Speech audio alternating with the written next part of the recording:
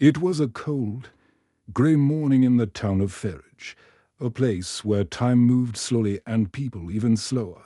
The streets were lined with small shops, mostly old-fashioned, and nearly every window bore the chill of winter on its panes. Anna, just 18, bundled herself in a thin sweater. Her shoes had holes in them, her hands were red from the biting wind, but her eyes sharp, hopeful, defiant, betrayed none of the hardship life had thrown her way.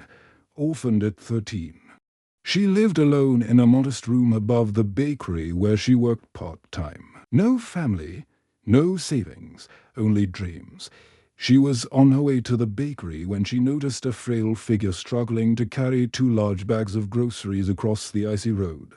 Most people passed her by, but not Anna. "Mom, let me help you," she said, gently touching the woman's arm. The old woman looked up, startled. Her face was lined with tears, but her eyes were piercing green.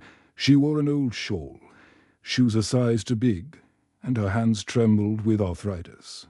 "You would do that for me?" she asked, suspicious. "Of course," Anna smiled. "Where do you live?" "Just a few blocks down Elm Street." Anna took the bags and walked beside the old woman, chatting along the way. The woman was hesitant at first, but soon warmed up.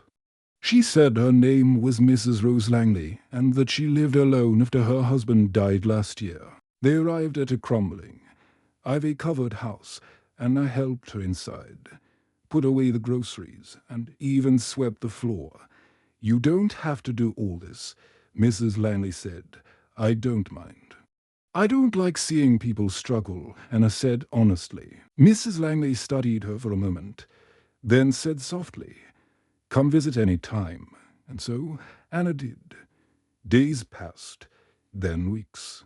Anna began visiting Mrs. Langley regularly, bringing fresh bread from the bakery, repairing broken curtain rods, reading to her from dusty old books, and sometimes just sitting and talking. The old woman, once cold and distant, grew fond of Anna's warm spirit. She rarely smiled, but with Anna, she laughed. One day, Anna noticed a photograph on the wall. Mrs. Langley as a young woman standing beside a regal mansion, dressed in an elegant gown. "Who's that?" Anna asked. Mrs. Langley replied vaguely, "Just a memory." Anna didn't push, but questions bloomed in her mind. Who was Mrs. Langley before this quiet, forgotten life? Meanwhile, Anna's life was falling apart. The bakery announced they were shutting down. With no income, she couldn't pay rent. She packed her few belongings in boxes. Trying not to cry, she decided to go say goodbye to Mrs. Langley. When she arrived, the old woman noticed her red eyes. "You've been crying."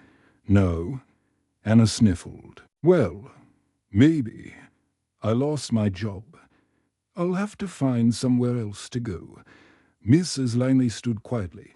Then she walked slowly into a back room. "Wait here," she said. Minutes later, she returned with an envelope. "Take this," she said, pushing it into Anna's hand. Anna opened it. Inside was $10,000 in cash. "I can't take this," Anna gasped. "You will," the old woman said firmly. "You've helped me more than anyone in years. This is not a gift. It's a thank you." Anna was speechless, but Mrs. Langley wasn't done. "Come live here," she added. Anna stared at her. "Are you sure?" Mrs. Langley nodded.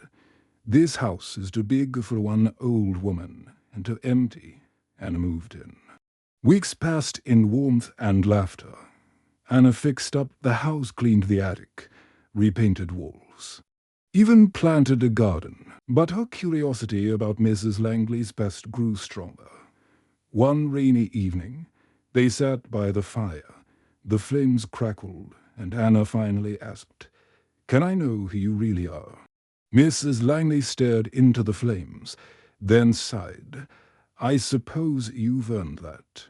She walked to the bookshelf, pulled out a leather-bound album, and opened it. Anna leaned in.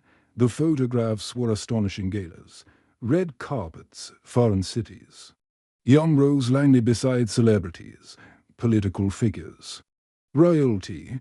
I was Rose Langley, the old woman said, the wife of William Langley. Maybe you've heard of Langley Hotels. Anna's eyes widened. Of course she had. The Langley Empire was one of the wealthiest in the country.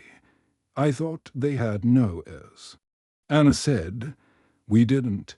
We couldn't have children. After my husband died, the board took everything. I didn't fight. I was tired of the spotlight, tired of being a name, not a person. So I came here to the old house my parents once owned. I just wanted peace. Anna was stunned. Why didn't you tell anyone? Because no one cared about me. The person, only the fortune. You were different. You saw me. A long silence followed. Then Mrs. Langley looked Anna square in the eye. Which is why I'm writing my will. I want you to have it all. Anna shook her head. No, I helped you because I care, not for money. I know, the old woman smiled. That's why you deserve it. The news broke months later. Young orphan inherits Langley Empire. Kindness rewarded beyond imagination. Modern fairy tale unfolds in Ferridge. People came knocking. Reporters, distant relatives, old friends. But Mrs. Langley only said one thing to them. If you didn't care when I was old and forgotten, don't pretend now, Anna.